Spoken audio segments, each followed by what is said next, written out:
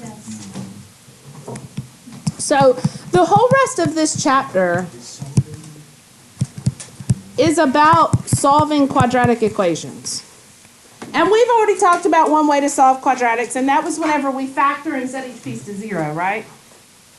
Right, that's right. Thank you. So another way we can do it is we can SAD map our way out of the equation, given that it's written a certain way, to get x by itself. So before I show you how to do that, I want to talk about radicals just a minute. Okay, this is the part I was saying you may or may not remember how to do.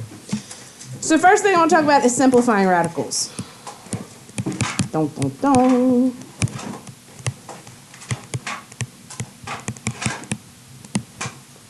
Now, radicals have this neat little property that if you're multiplying under that radical, you can split it up. So the square root of a times b is the same thing as the square root of a times the square root of b. Do we remember this? Okay. So this is handy when I have something like, let's say, the square root of 32. Why is this a handy property now? You can split 32 up. How would you split 32 up? Or 16 and 2. So what I'm doing is I'm looking to make one of these numbers a perfect square, right? And I want it to be divisible by the biggest perfect square I can find. So some of you said 4, and while you could do 4, remember how, was that this class that we were talking about taking out of GCF, and if we took out a 2, then we could take out another 2 and another 2, but it would be easier to take out the 16 first. Same kind of thing here. We can divide it by 4, but it's easier if we find the biggest perfect square. Does everybody know perfect squares? Do I need to make a list of them on the board for you? Okay. All right. So I would look for the biggest perfect square to divide by. Okay. So in this case, y'all told me it was 16, and that's absolutely right. Ooh, that was nice. So the square root of 32 is the same thing as the square root of 16 times 2. And then I could split that up to the square root of 16 times the square root of 2, which would be 4 root 2 with the plus or minus in front. Do we all agree there? All right, if we don't need any more examples of that, I'm going to move on to, because this is not really the lesson. This is just kind of refreshing you on some properties here. Do another one, or you got it? So you can split up any radical that I give you. You can simplify it by breaking it apart into one perfect square and one non-perfect square and giving me a simplified form like this. Everyone in here can do that? Tell me yes or no. You can just shake your head. Okay. All right. The other property that radicals have that's kind of neat is if you are dividing, you can also split it up. Okay? But this becomes a problem because you can't have a radical in the bottom. Well, but what if it's not? Oh, then we run into a problem. So this could be the new stuff for you. I'm judging by the comments and everything that this is the kind of new part for you. If I have the square root of 2 over 3, and I split that up, I have to find some way to get that square root of 3 out of the bottom. Now remember, I can add whatever I want as long as I do it to the top and bottom, multiply whatever I want as long as I do it to the top and the bottom. Can you think of anything that I can do that would get rid of that square root of 3? Close, by the square root of 3. If I do it by 3, it would be 3 root 3. But if I multiply this by the square root of 3, and I do it top and bottom, this, what's the square root of 3 times the square root of 3? Think about it a second. The square root of 9, which is 3. So I get... This kind of You remember a little bit? Okay. I remember rocking up. So when you multiply two radicals by themselves, the radical goes away and you're left with the radicand under there. Okay? All right. This is what we call rationalizing the denominator. I hope you have learned this part. You probably haven't learned the one I'm fixing to show you.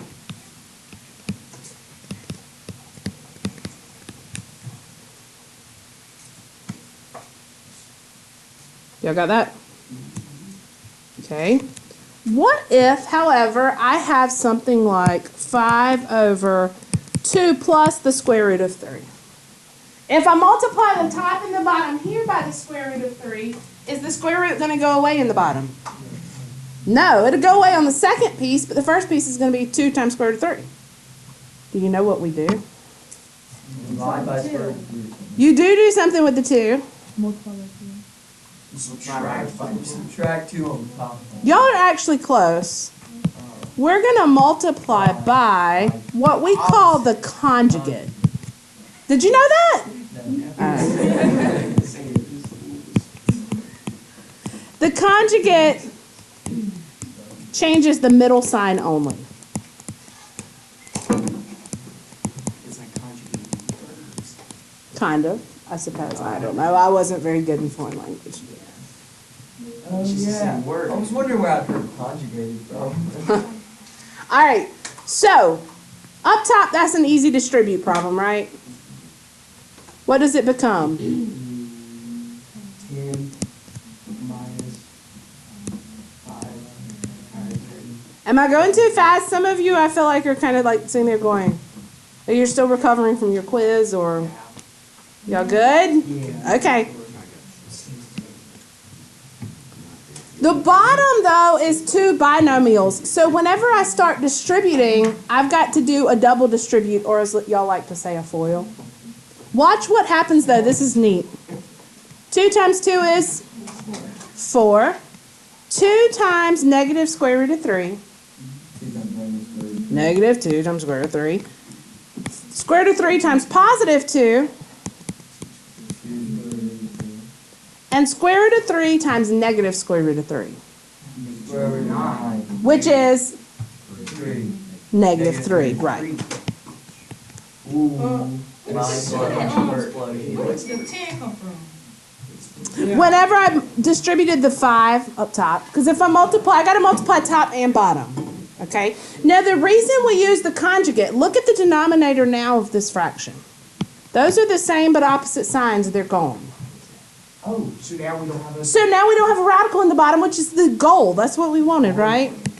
So I got 10 minus 5 root 3 over... Wait, how did you just get rid of that? Because they're opposite. They're opposite. Yeah, see, it's negative Oh, 2 that's square root of 3, positive 2 square root of 3. Now, if you don't change the sign in the middle, it won't go away, but you have to change that middle sign. So there's my solution. Does that make sense? Am I going too fast? Okay. Let me recap you before I give you another one. Recap. If you divide by a square root,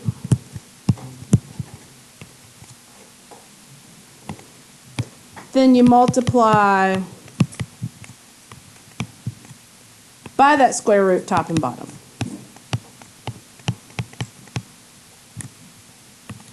But if I divide by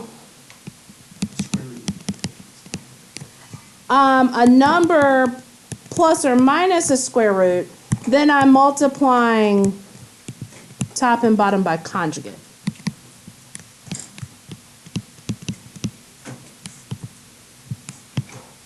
And conjugate just means to do what? Foil, but what's the conjugate mean? Okay, but what is the definition of the conjugate? The opposite. Close. Middle signs change. Just middle sign. Don't change the first sign, only change the middle sign. What do you mean by That's right. Whatever this middle sign is, the conjugate is the opposite. So if it's 5 plus the square root of 3, the conjugate would be 5 minus the square root of 3. If it's 6 minus the square root of 5, then the conjugate would be 6 plus the square root of 5. That's all it does is the middle sign only. You just got it because it says the word conjugate. Yeah. You can't give me another example. No, like all of math is the same as all of foreign language. No. You plug it into a function, and you get a new. Since when do you plug? What? So I need to decide, am I dividing by a radical, or am I going to need to use the conjugate? Conjugate, because I'm adding in the bottom, right? So I need to multiply the top and the bottom by what? 7 minus the square root of 2. Absolutely. So up top, when I distribute the 3, I get 21. Get rid of the 2, the whatever. The radical. Yeah. Multiply by the 4. By the conjugate. Conjugate. That's right. All right. 49. Wait, where did the 3 come from? It was the original problem. Oh. The white is the original problem. 3 over 7 plus root 2.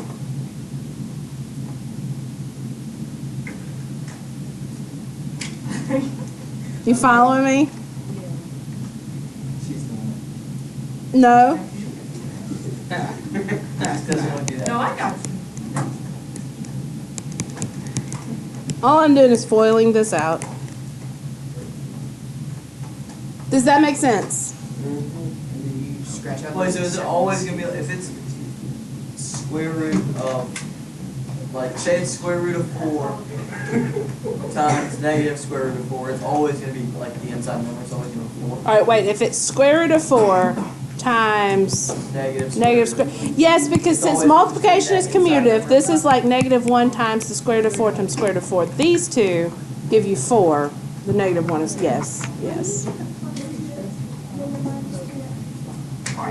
Square root of 2 times negative square root of 2. All right, other questions before I simplify it? Shh, y'all stay with me. This might be one of those days where I'm not quite finished, but I'll get there. All right, 21 minus 3 root 2 over, combine the numbers in the bottom, 49 minus 2 is 47. Wait, wait.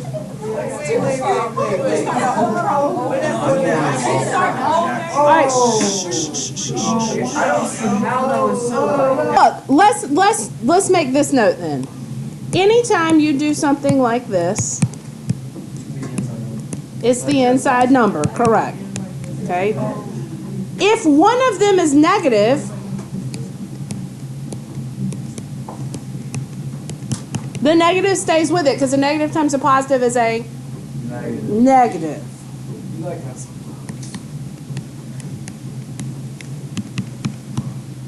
Does that make sense? Does that clear that problem up? Okay. So, that was the intro to the section. No. No. Is that all we're going to do? We use that to solve quadratic equations. Now, when I teach solving equations, linear equations, any type of equations, I always tell my students, if you only see x written one time, regardless of the exponents or anything else with it, if you only see the variable once, you can SAD map your way out of it. So to simplify, we PEMDAS. To solve, we SAD map, right? Have y'all never heard this before? Never.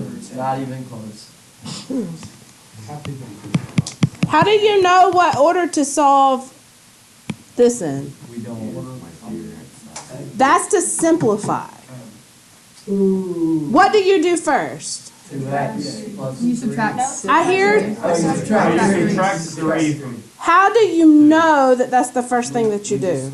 That's just common knowledge. Unfortunately, common knowledge is not an acceptable mathematical justification. All right? So, shh, guys. To get the variable by itself, we go backwards PEMDAS. PEMDAS simplifies, SAD map solves. So I want to do anything that's being added or subtracted to x first. That's why I subtract 3 first. What does the S stand for? Addition, subtraction. Oh my God. Okay. I thought it was the AD. And the S was just there. Then multiplication, division. So I would then do what? Divide by 2. That's why the order is so important. So now I'm going to throw some variables, some exponents in there. Before I do, tell me, how do you get rid of an exponent of 2? In other words, what's the opposite operation of a square root? Square root. We all know that, right? So this and this are opposites. Plus or minus 6. Remember with quadratics we got 2 solutions, right?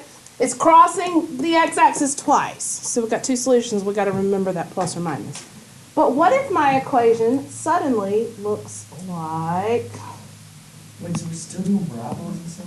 Oh yeah, this whole chapter is quadratics. Sad map your way out of it. Do you see that x is only written one time? Yeah. Yes? So sad map your way out of it. And notice what the last thing in sad map is. Parentheses. Right? So is there any addition, subtraction outside the parentheses? Nope. How about multiplication, division outside? Yes. So what do I do first? Divide 3. Divide 3. Remember, I'm solving. I'm opposite. Look. If you start distributing, you're making your life way harder. Now, here's where you're going to hate me when you do your homework. I don't want any decimals. I want you to leave fractions. Improper fraction. And here is why. Watch. No, I'm not saying why. I'm saying like why is it? Because it's an estimation, not an exact answer. Fractions are exact. I thought you said it was. It's what? I thought you said it was an estimation. No. Decimals are estimations. Fractions are exact. All right. Exponents. How do I get rid of that? Square root. Uh-oh. What's wrong with the number on the right? Square root in the fraction is the same decimal. So what do I have to do? Denominator. Denominator. Do the denominator, right?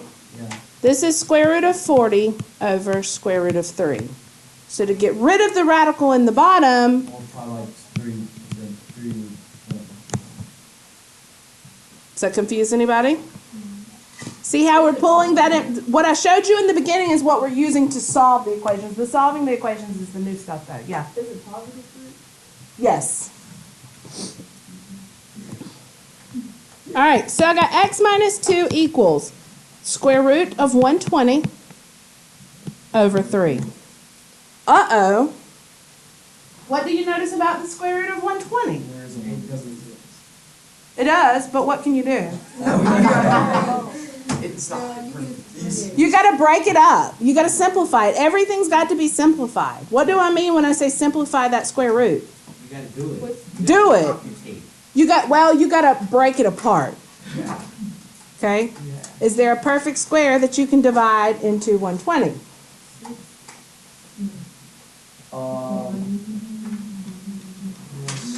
I know 4 will go in. Is that the biggest? 6 not a perfect square though. It's 16 times that one. I think 4 is the biggest. I think it's going to be the square root of 120 is the square root of 4 times the square root of 30, which is 2 root 30. See how we're using every single little tidbit I just refreshed you on? Okay.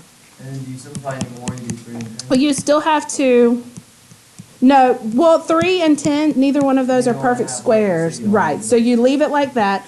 But I've still, and remember plus or minus, I've still got this 2 hooked to the x, so I haven't sad mapped my way all the way out. So you just do Plus 2. And since those are not same, I'm not going to make you get a same denominator or anything like that. You can simply do 2, add 2 to that side, plus or minus 2 root 30 over 3. Just move it over there. Okay? Do we see what we're doing? this is, I started with the most complicated example. If we weren't a little bit pushed for time, I probably would have eased you into it a little bit more. But this is the